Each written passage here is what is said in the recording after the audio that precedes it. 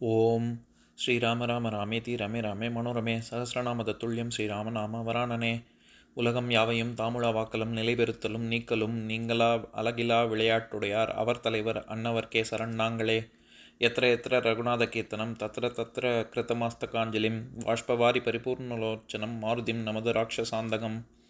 அஞ்சிலே ஒன்று பெற்றான் அஞ்சிலே ஒன்றை தாவி அஞ்சிலே ஒன்று ஆறாக ஆரியர்க்காக ஏகி அஞ்சிலே ஒன்று பெற்ற அணங்கை கண்டு அயலாரூரில் அஞ்சிலே ஒன்றை வைத்தான் அவன் எம்மை அழித்துக் காப்பான். இன்னைக்கு நம்ம கம்பராமாயணத்துல பாலகாண்டத்துல குலமுறை கிழித்து படலத்துல 14வது பாடல் பார்க்க போறோம். துணியின்றி உயிர் செல்ல சுடராழி படை வெய்யோன் பணி வென்ற படி என்ன பகை வென்று படி காப்போன் தனுவன்றி துணை இல்லான் தருமத்தின் கவசத்தான் மனுவென்ற நீதியான் மகவு இன்றி வருந்துவான். இதுதான் பாட்டு. இப்ப நம்ம பதம் பிரிச்சு பொருள் பார்க்கலாம்.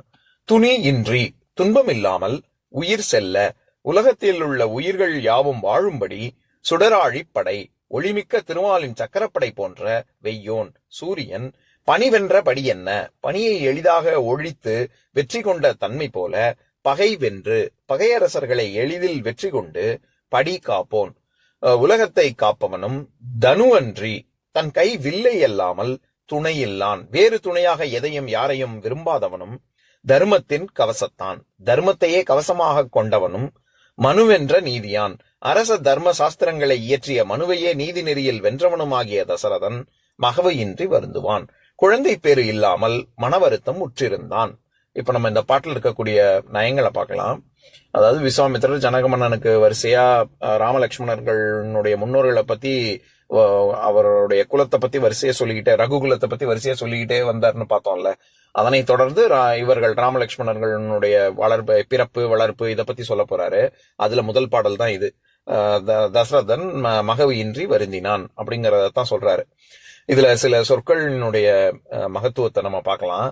துணியின்றி உயிர் செல்ல அப்படின்னு வர்ற இடத்துல துணி அப்படின்னா துன்பம் அப்படின்னு பொருள். துணிங்கிற சொல்லுக்கு பல பொருள் இருக்கு. கிட்டத்தட்ட 12க்கும் மேற்பட்ட பொருள் இருக்கு. ஒரு வெறுப்பு, கோபம், அப்புறம் பிரிவு, காதலர்கள் பிரிந்த தலைவன் தலைவியினுடைய பிரிவு, அதன் காரணமாக வரக்கூடிய துன்பம், நோய், தோஷம், குற்றம், இடையூறு, வறுமை, அச்சம், இப்படிலாம் பல பொருள் இருக்கு. இதுல முக்கியமா வர்றது துன்பம் அப்படிங்கிற ஒரு பொருளும் இருக்கு. பிரிவு, காதலன் காதலை பிரிவும் அது துன்பத்தை கொடுக்கும். அதனால பிரிவு துன்பம் இது ரெண்டுமே துணிங்கிற சொல் பயன்படுத்துவாங்க. இந்த இடத்துல துன்பம்ங்கிற பொருள்ல தான் வருது.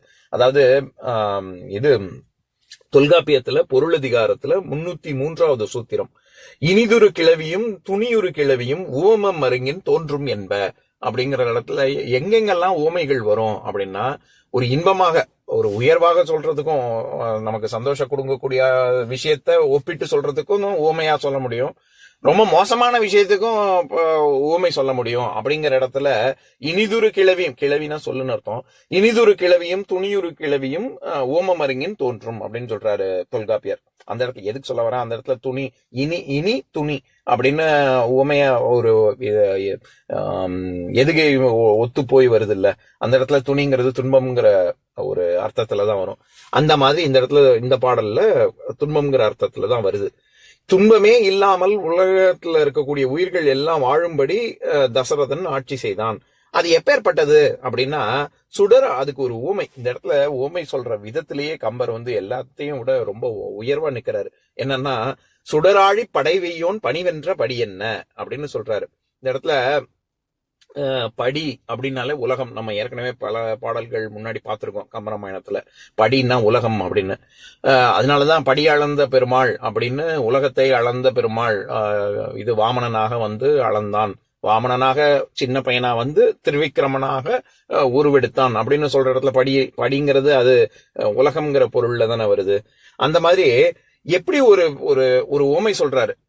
சூரியன் வந்தா எப்படி பனி விலகுமோ அந்த மாதிரி தசரதனுடைய வில்லானது பகைவர்களை வெல்கிறது அப்படிங்கிறதுக்கு ஒரு உவமை சொல்றாரு. நம்ம எப்பவுமே சூரியன் வந்தா பனி விலகும் அப்படி, அது மாதிரி இது நடக்குது அப்படிங்கிறது ஒரு உவமை தானே சொல்லுவோம். அந்த ஒரு உவமையை வச்சே இவர் 3 உவமை சொல்றாரு. அங்கதான் கம்பர் நிக்கிறாரு. என்னன்னா, இங்க வெய்யோன் யார பத்தி சொல்றாங்க, சூரிய குலத்தில் தோன்றியவர்களை பத்தி சொல்றாரு. அதனால சூரியனையே ஒரு உவமையா சொல்றாரு. அதனால சூரியன் அப்படிங்கிறது தசரதனை குறிக்கும், தசரதனுக்கு உவமையாக வருது. பணி வென்ற படி என்ன? நான் எப்பவுமே சொல்லியிருக்கேன், என்ன அப்படிங்கிற சொல்லே வந்து இது ஓமை உருபு. அதனால பணி வென்ற படி என்ன, எப்படி பணியை வெல்கிறது அப்படின்னா, இந்த இடத்துல பணி அப்படிங்கிறது பகையை குறிக்குது. பகை அரசர்கள் அவர்களுக்கு ஓமையா சொல்றாங்க. சூரியனுக்கு நேர், சூரியன் வெப்பமானது, வெப்பத்துக்கு நேர் எதிர்மறை என்னது? குளிர்ச்சி. அதுதான் பனி. அதனால பகைவர்களுக்கு நேர் எதிரானவன் இவன் அப்படிங்கறத பனியை வச்சு ஓமையா சொல்றாரு. மூன்றாவது ஓமை, சூரியன் ஒளி வீசக்கூடியது. அந்த ஒளியானது அதுவே பனிய வந்து விளக்கிறோம்ல, அந்த மாதிரி இவர் எதை வச்சு இவர் வேற யாரையும், சூரியனுக்கு வேற யாராவது பனியை விளக்குறதுக்கு வேற ஏதாவது ஒரு கருவி தேவையா என்ன? சூரியன் மட்டுமே போதும்ல, சூரியனுடைய ஒளி மட்டுமே போதும்ல. அந்த மாதிரி தசரதன் வேற யாரையோ அல்லது ஏதோ ஒரு கருவியையோ நம்ப மாட்டான். தனுவன்றி துணை இல்லான் அப்படின்னு சொல்றாரு. தனுர்வேதம் அப்படிங்கறது நம்ம இந்த சயின்ஸ், அதாவது எப்படி டிஃபென்ஸ் பண்றது அப்படிங்கிற டாக்டரின், அதுதான் வந்து தனுர்வேதம். தனுசு அப்படின்னாலே அது வில்லுன்னு அர்த்தம். தன் கைவில்லை அல்லாமல் வேறு துணை எதையும் விரும்பாதவனாகிய தசரதன் அப்படின்னு சொல்றாரு. எப்படி ஒரு சூரியனுக்கு ஒளி மட்டுமே போதுமோ பனியை விளக்குறதுக்கு, அந்த மாதிரி தசரதன் தன்னுடைய கையில இருக்கக்கூடிய வில் மட்டுமே போதும். அவன் வந்து ஒரு பெரிய வில் வீரன், வில்லாளி. அவனுக்கு வில் மட்டுமே போதும் பகை அரசர்களை வெல்வதற்கு அப்படின்னு சொல்றாரு. ஆக எதுக்கு சொல்ல வரேன், வெய்யோன் பனி வென்ற படி என்ன அப்படிங்கிறதுக்கு மூணு ஓமை ஒரே வரியிலேயே வருது. சூரியன் தசரதனுக்கும், பனி பகைவர்களுக்கும், இது ஒளி, சூரியனின் ஒளி வந்து தசரதனுடைய வில்லுக்கும் ஊமையா சொல்றாரு. அடுத்தது, நம்ம எப்பவுமே ரொம்ப பிரமாதமா நீதி பரிபாலனம் நடக்குதுன்னா மனு நீதி சோழன் மாதிரி இருந்தான் அப்படின்னு தானே நம்ம சொல்லுவோம். அதேதான் கம்பரும் சொல்றாரு. ஆனா ஒருபடி மேல போய் என்ன சொல்றாரு, மனு வென்ற நீதியான். மனு போன்ற, நம்மலாம் என்ன சொல்லுவோம், மனு போன்ற நீதியான் அப்படின்னு தான் சொல்லுவோம். இவர் ஒருபடி மேல போய் மனு வென்ற நீதியான் அப்படின்னு சொல்றாரு. அப்படின்னு என்ன அர்த்தம், மனு நீதி சோழனையே நீதி நெறியில இவன் மிஞ்சியவன் தசரதன், அப்பேற்பட்ட தன்மை வாய்ந்தவன் அப்படின்னு சொல்றாரு. அடுத்தது, மகவு இன்றி வருந்துவான். மகவு அப்படின்னா குழந்தை பேரு, அது இல்லாமல் ரொம்ப வருந்துகிறார் அப்படின்னு சொல்றாரு. இதுல தனுவின்றி துணையில்லான் அப்படின்னா ஆற்றல் ரொம்ப, அங்க அந்த இடத்துல வில்வித்தையில அவன் ரொம்ப என்ன உச்சம் தொட்டவன் அப்படின்னு சொல்ல வர்றாரு. அதனாலதான் இங்க வந்து தனுவன்றி துணை இல்லான் அப்படின்னா தானே சொல்ல முடியும். எனக்கு நீங்கெல்லாம் யாரும் வேணாம், எனக்கு வில்லே போதும் அப்படின்னு எப்ப சொல்ல முடியும்? அவனுடைய வித்தை மேல அவனுக்கு ஒரு பரிபூர்ண ஒரு நம்பிக்கை இருந்தா தான் அப்படி ஒரு வார்த்தையை சொல்ல முடியும். இது இத்தனை ஓமைகள், இத்தனை பொருள்பட இந்த பாடல் இருக்கு. இப்ப நான் பாட்டை இன்னொரு தடவை படிக்கிறேன், கேளுங்க. துணியின்றி உயிர் செல்ல சுடராழி படை வெய்யோன், பணிவென்ற படி என்ன பகைவென்று படி காப்போன், தனுவன்றி துணை இல்லான் தர்மத்தின் கவசத்தான், மனுவென்ற நீதியான் மகவையின்றி வருந்துவான். இன்னொரு நாள் இன்னொரு பாட்டு பார்க்கலாம். ஓம் சாந்தாகாரம் புஜகசயனம் பத்மநாபம் சுரேஷம் விஸ்வாதாரம் ககனசத்ரசம் மேகவர்ணம் சுபாங்கம் லக்ஷ்மீகாந்தம் கமலநயனம் யோகி ஹிருத்யானகம்யம் வந்தே விஷ்ணும் பவபயஹரம் சர்வலோகைகநாதம். உம்பரோடு இம்பர்காரும் உலகம் ஓர் ஏழும் ஏழும் எம்பெருமான் என்று ஏத்தி இறைஞ்சி நின்று ஏவல் செய்ய தம்பியரோடும் தானும் தருமமும் தரணி காத்தான் அம்பரத்து அனந்தர் நீங்கி அயோத்தியில் வந்த வள்ளல். ஓம் பூர்ணமதః பூர்ணமிதம் பூர்ணாத் பூர்ணமுதஸ்யதே பூர்ணஸ்ய பூர்ணமாதாய பூர்ணமேவாவசிஷ்யதே. ஓம் சாந்தி சாந்தி சாந்திஹி.